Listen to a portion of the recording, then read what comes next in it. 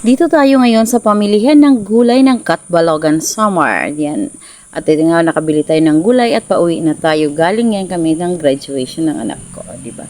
Palabas na tayo ng kanilang Pierre Ono Catbalogan Western Samar. Ito ang daan na madadaanan natin sa ating kalsada dito sa Catbalogan Samar. Ayan.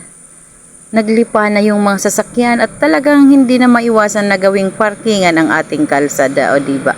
Kahit may mga barricade na pa dyan nakalagay, basta't maparkingan lang muna ay gagawin lang natin. Dahil no space naman, walang parking lot tayo na malaki. Mayroon nga naman doon sa loob ng terminal pero may bayad. At ito na nga kami ng aking asin di papa ay nakakita ng saging. Ayan, bibili siya ng saging habang tayo'y pauwi na yan. Nagdadrive dito yung aking asin di papa. Diba? At habang nakasakay ako, dito na nag-video-video tayo sa gilid. Ang makita naman natin ang sitwasyon ng ating Catbalogan Samar. Ayan na nga. Yan ang sitwasyon ngayon dito sa City of Catbalogan. Maraming road renovation. Maraming road renovation kaya medyo matraffic-traffic din yung ibang bahagi na daanan. Kaya kung ikaw ay driver na talaga dito sa Catbalogan, maghahanap ka talaga ng way kung saan makakalabas ka ng maayos na hindi matraffic. At dito na nga mayroon na nga mga traffic enforcer, mga pulis na nakakalat. Dahil ngayong hapon ay kasabayan ng graduation ng SNS at saka sa gala. O diba, Santa Cruz. At ito na lumiko na nga yung aking asin, diba pa? At namanap kami ng daan na hindi matraffic. Dito naman maraming nakapark lang mga motor. O diba, ginawang parkingan talaga itong area na ito. O see?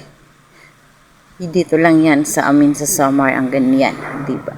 Talaga kung madiskarte kang driver, maghahanap ka ng malulusutan mo para makauwi ka sa inyo ng mas madali.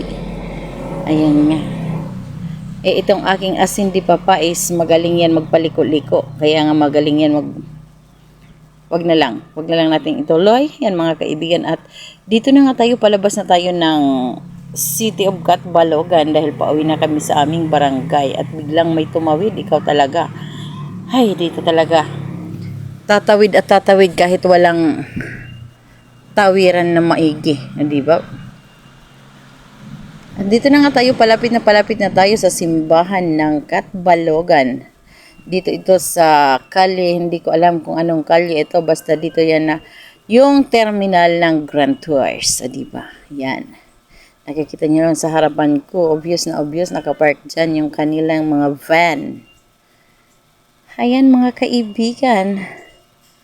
At si mama, akala ko siyang sasakay sa bike niyang bitbit. Talagang kinunan ko pa pabalik. Dito naman yung Vita Park. Sa harapan ito ng San Bartolome. Ayan, tanaw na nga natin yung simbahan ng San Bartolome of Catbalogan. At yan, may naglalako-lakon dyan ng mga ice cream. At ayan na nga ang aming simbahan dito sa Catbalogan, ang San Bartolome Church. O yan. God bless us all.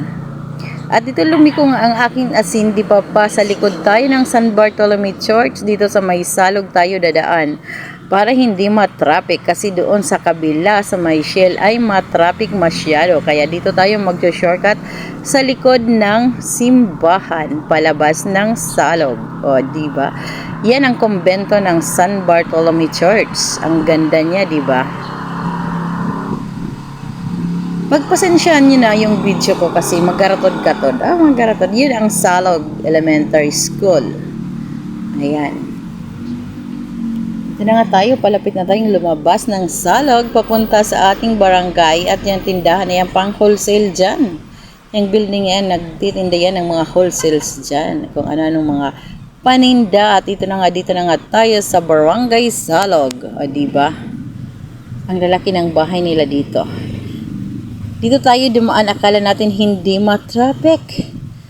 Pero pagliko natin, bumulaga sa atin. Only here in Catbalogan, ginagawang, tingnan nyo lang dito sa unahan, kung papaano nagiging traffic dahil ginawang party area. Aywan, yun, may kainan sa labas ng kalsada at nilagyan ng tent. O diba, saan pa kayo? Dito lang yan.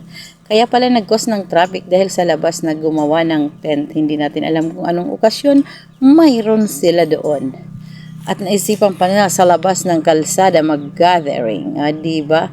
At ayan, nag-overtake na nga kami sa isang multi-cab at ayan, bumusina nga si Manong dahil naunahan daw namin at talagang itong aking asin, di ba pa, ay lumulusot kung saan-saan, o diba? Saang iskinita ay papasukin, makalabas lamang ng madalian. Dito na naman ang daming nakapark din. Nandito na tayo sa Old Tulay ng Catbalogan City. Itong dinadaanan Old Tulay, yung nasa kabila, yung New Tulay. Pero hindi kami doon dumaan dahil matraffic. Ito nga, palabas na tayo. Nandito na tayo sa Mercedes. Ayan. Mercedes, Barangay Mercedes ng Catbalogan.